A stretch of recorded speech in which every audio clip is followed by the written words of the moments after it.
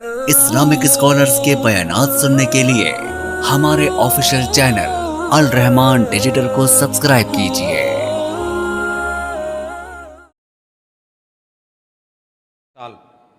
مالک فرماتے ہیں ویل للمطففین، یہ خبر ہے،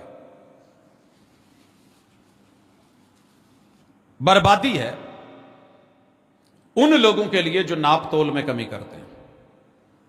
اس ایک آیت کو سامنے رکھ لیں اور دوسری آیت پڑھیں فویل للمصلین، نمازیوں کے لیے بربادی ہے۔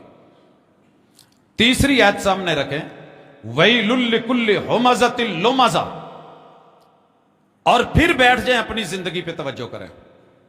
کیا کلو کی جگہ پونا کلو دینا، یہی 1000 گرام کہہ کے 900 گرام دینا، صرف یہی بربادی ہے؟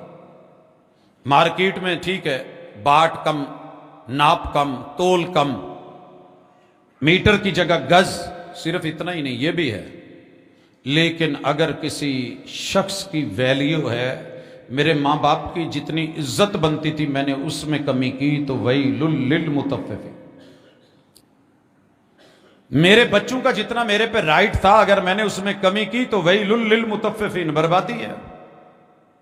بیوی کا جتنا رائٹ بنتا تھا اسے کمزور سمجھ کے میں نے اگر اس کا حق ادا نہیں کیا تو ویل للمطففین، بربادی ہے اس ناپ تول کرنے والے۔ بیوی کا جتنا رائٹ تھا شوہر کی عزت کرنے کی، اگر اس میں کمی لا رہی ہے کسی بھی وجہ سے، برباد ہو گئی یہ اور برباد ہو گیا اس کا گھر۔ ویل للمطففین الذین اذا اکتالوا علی الناس یستوفون، اپنا حق تو پورا مانگیں، تول پوری رکھیں۔ وَإِذَا كَالُوهُمْ أَوْ وَزَنُوهُمْ يُخْسِرُونَ، جب دینے کی باری آئے تو دامن تنگ ہو جائے۔ استاذ کی عزت لے لیں، شاگرد کے حقوق لے لیں، ہمسائے کا احترام اور مقام لے لیں، اس کے رائٹس، حقوق اللہ اور حقوق العباد، جہاں جہاں بھی کمی ہے میں اس کمی کو روک لوں، انشاءاللہ بربادی دور ہو جائے گی۔ اللہ نمازیوں کے لیے بربادی کہتے ہیں تو کوئی وجہ تو ہے۔ رسول اللہ صلی اللہ علیہ وسلم نے کیوں کہا تھا اس شخص کو 3 مرتبہ واپس مڑ تو نے نماز نہیں پڑھی، ارجع، واپس مڑ تو نے نماز نہیں پڑھی، پھر واپس آ تو نے نماز، وہ بھائی کیا کمی رہ گئی تھی؟ وہی رکوع اور سجود جلدی جلدی۔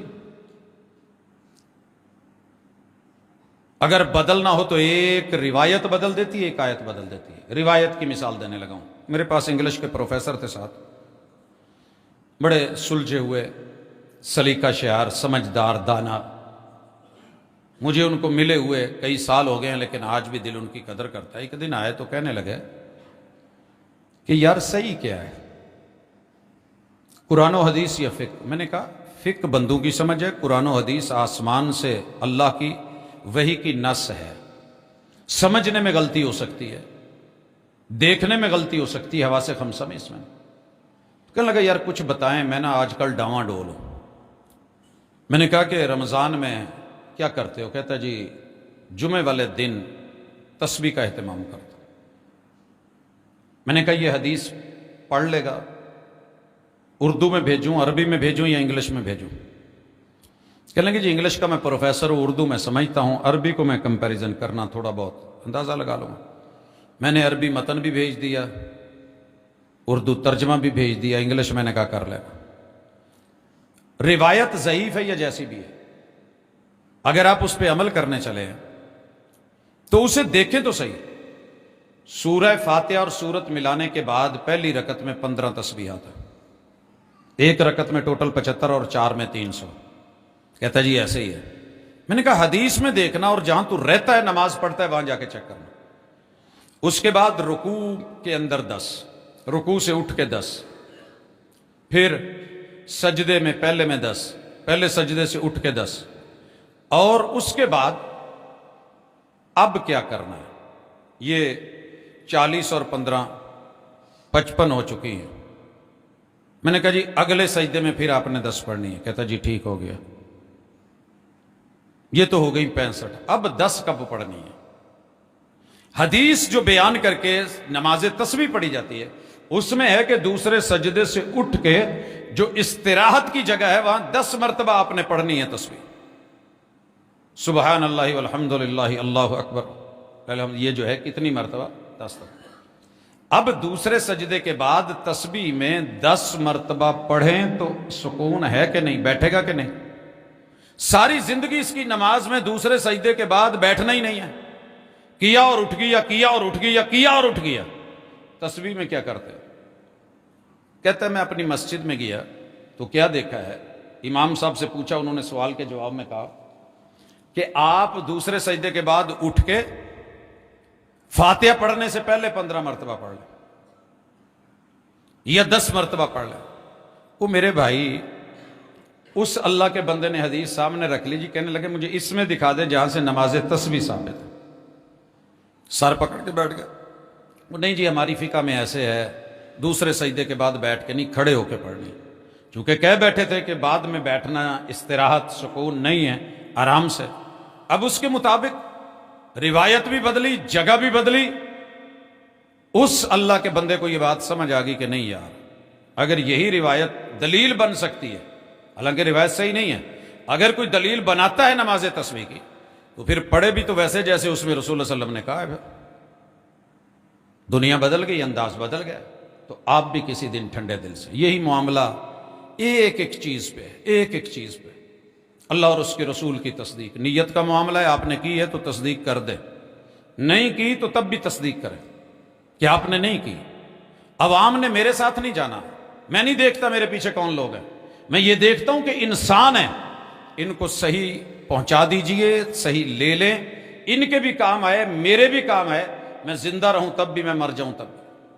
तो इसलिए आज रमजान में शहर रमजान अल्लज़ी उन्ज़िल फ़ीहिल कुरान 2 अशरे बीत गए, तीसरा कल से शुरू। क्या करना है इस अशरे में? जाग जाइए, हिम्मत बांध लीजिए, अहले खाना को जगाइए, रब को मनाइए। अल्लाहुम्मा इन्नका अफ़ूव्वुन तुहिब्बुल अफ़्वा फ़अफ़ु अन्नी। अल्लाह मैं तेरे कुरान की खबरों की तकज़ीब करता रहा, मुझे माफ़ कर दे। अल्लाह मैं तस्दीक करना चाहता हूं, मुझे कबूल कर ले। अल्लाह मैं तेरे अहकाम को रद्द करता रहा, अल्लाह मैं अब रद्द नहीं करना चाहता, जो तू हुक्म देगा मैं करूंगा। अल्लाह मैं तेरी मनहियात से बागी बन के वो सब कुछ करतूते करता रहा जिससे तूने रोका था। अल्लाह मैं ये इर्तिकाब नहीं करना चाहता। इंशाअल्लाह इसी हफ्ते में, इन्हीं 10 दिनों में जिंदगी ना बदले तो कहना, जिंदगी मजा देगी।